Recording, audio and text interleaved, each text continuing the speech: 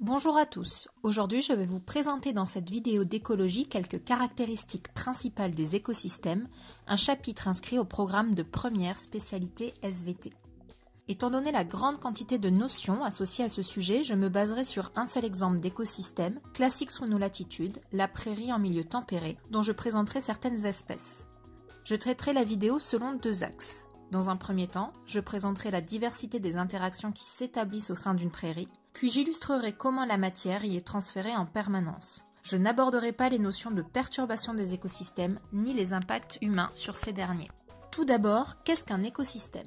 Vous avez dû voir en cours qu'il s'agit d'un ensemble d'espèces différentes, que l'on appelle au sens large la biocénose, qui interagissent entre elles de différentes façons, mais également avec leur milieu de vie, non vivant ou minéral, le biotope. Le biotope, c'est par exemple la nature du sol qui va influencer les végétaux qui poussent dessus, la présence de rivières qui conditionne la présence d'espèces aquatiques, ou les conditions météorologiques, comme l'ensoleillement, très important pour la croissance des végétaux, la fréquence des pluies qui rendra le milieu plus ou moins sec, etc.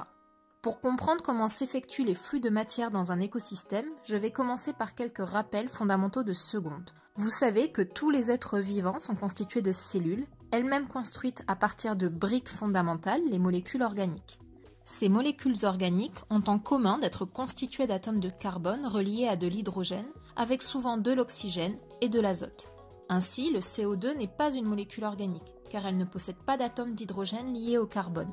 De même, les nitrates du sol de formule NO3- ne sont pas organiques du fait de l'absence d'hydrogène. Parmi les molécules organiques qui permettent de construire nos cellules, on retrouve les protéines et les glucides, comme le glucose dont nous reparlerons par la suite. En tant que consommateurs omnivores, les humains se procurent leur matière organique en consommant des espèces végétales et animales. Les végétaux au sens large, c'est-à-dire les organismes qui possèdent des chloroplastes, sont capables de produire de la matière organique à partir de matières minérales. C'est pour cela qu'on les appelle les producteurs primaires. Ils produisent du sucre, le glucose de formule C6H12O6, à partir d'eau, H2O, et de dioxyde de carbone, CO2, puisés dans le biotope, et produisent des protéines à partir des nitrates, trouvés dans le sol. La transformation de matière organique en matière minérale est la minéralisation. Elle est assurée par les organismes décomposeurs du sol, comme les lombrics et les insectes détritivores, ou encore les micro-organismes comme les bactéries et les champignons, qui vont retransformer les protéines après une série de réactions chimiques en nitrates. Quelles sont les interactions qui s'établissent donc dans une prairie ? Vous avez vu au collège et au primaire qu'il existe une relation de mangeur à manger entre les espèces au sein d'un écosystème, ce que l'on appelle une chaîne trophique, trophos signifiant manger. Les producteurs primaires sont à la base des chaînes trophiques et sont consommés par des herbivores, eux-mêmes consommés par des carnivores, etc.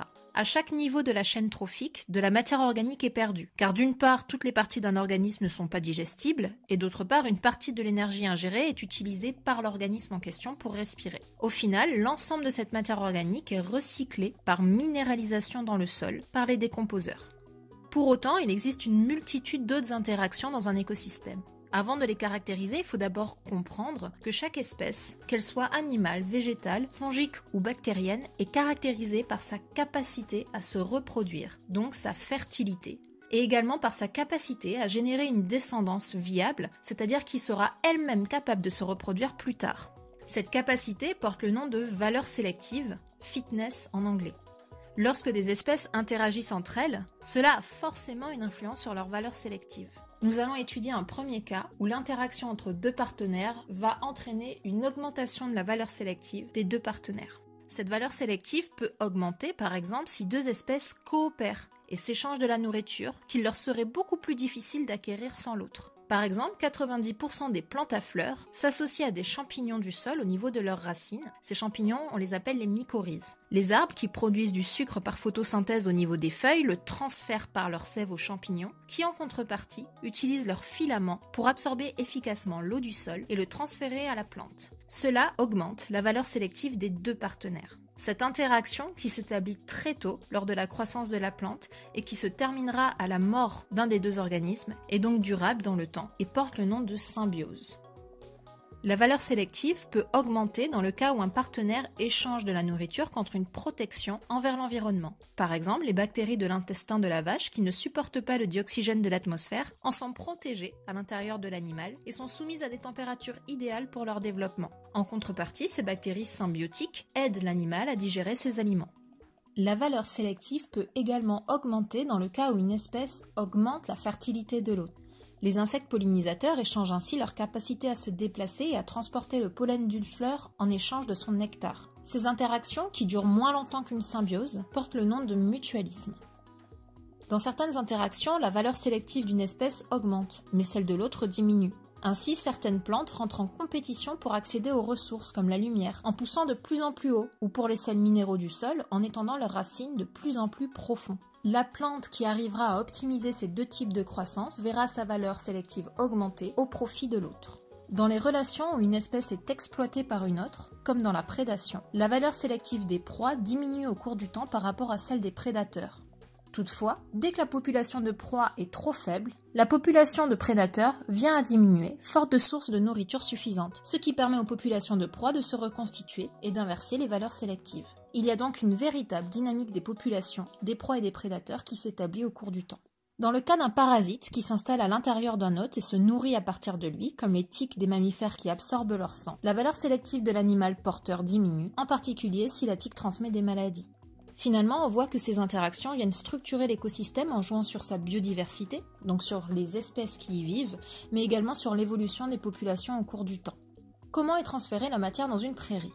Les êtres vivants facilitent les flux de matière dans un écosystème, qu'il s'agisse de l'eau. Comme vous le savez, tous les êtres vivants, animaux, végétaux, bactéries, champignons, sont constitués d'eau liquide, essentielle à la vie. L'eau liquide, issue de la condensation de la vapeur d'eau et apportée par la pluie, est absorbée par les racines et les mycorhizes dans le sol et présente dans tous les tissus végétaux, qui seront ensuite consommés par les animaux herbivores, puis par les animaux carnivores. Cette eau retourne dans l'atmosphère par évaporation au niveau des feuilles ou par respiration.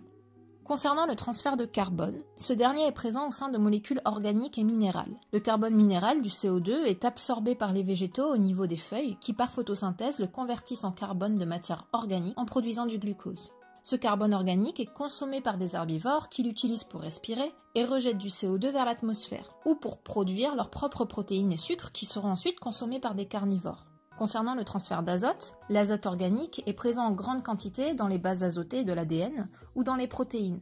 L'azote minéral est quant à lui présent dans le sol sous forme de nitrate, mais également dans l'atmosphère sous forme de diazote, N2, qui représente en proportion 78% des gaz que nous respirons. C'est donc une source infinie d'azote autour de nous. Par contre, ce diazote n'est pas utilisable directement par les plantes. Néanmoins, certaines bactéries vivant en symbiose dans les racines de certaines plantes, comme le petit pois ou le haricot, savent transformer ce diazote atmosphérique pour en faire de la matière organique qui sert à la synthèse d'acides aminés et de protéines dans les plantes. Finalement, une grande quantité de tissus végétaux et animaux accumulent de l'azote organique. À leur mort, toute cette matière est décomposée par la faune du sol, comme les lombriques, qui la fragmentent petit à petit, la rendent accessible aux bactéries, qui la transforment en nitrate, qui viennent fertiliser le sol par minéralisation.